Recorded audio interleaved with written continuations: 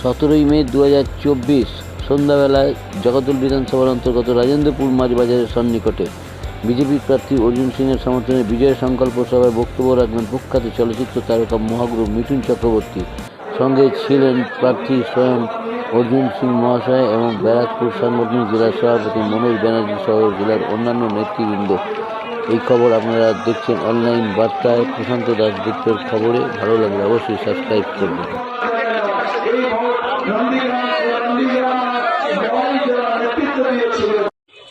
টাকাগুলো গেল কোথায়? সব 1 2 3 ঝাড় সব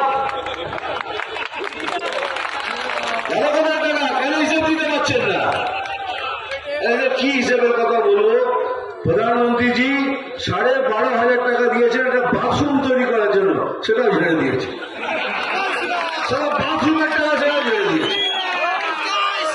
আজকে যদি 100 দিনের কাজ আপনারা না পান, তার জন্য বিজেপি দোষী নয়, দোষী এই সরকার, যে 2,30,000 কোটি টাকার হিসেব দেয়নি, সেই জন্য আপনারা এই টাকা পাচ্ছেন না।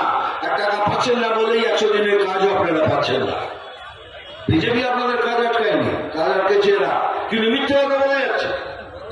সারা মিথ্যে আপনার দুর্নীতি রাশিতে জন্ম, তো মিথ্যে কথা বলে যাচ্ছে। দেখুন, একটা ভোট ব্যাংক, এরা বলে কি মুসলমান ভাই বোনরা আমাদের ভোট ব্যাংক, মিথ্যে কথা।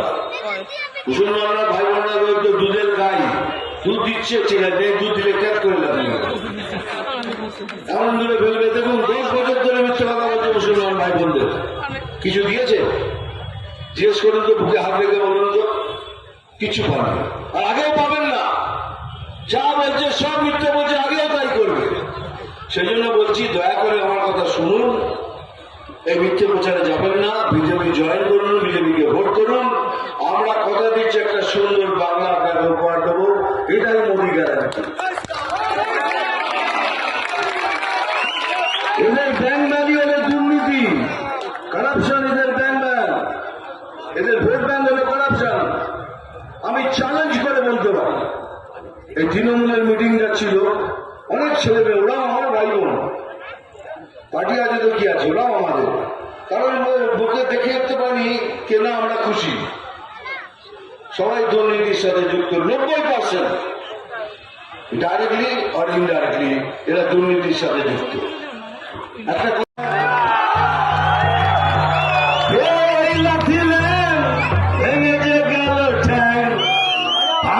মাথায় তোমার চাদুরে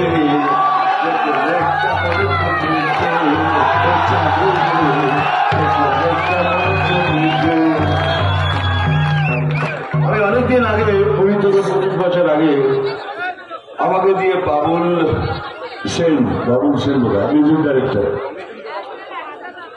আর ফুলক মুখার্জির লেখা একটা গান আমাকে গাইতে বলেছিল।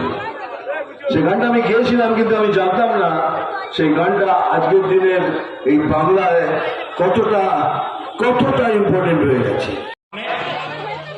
নরায়ণ সারাদিন এই আজকে কার্যক্রম সাকসেস হওয়ার জন্য এরা কাজ করেছে।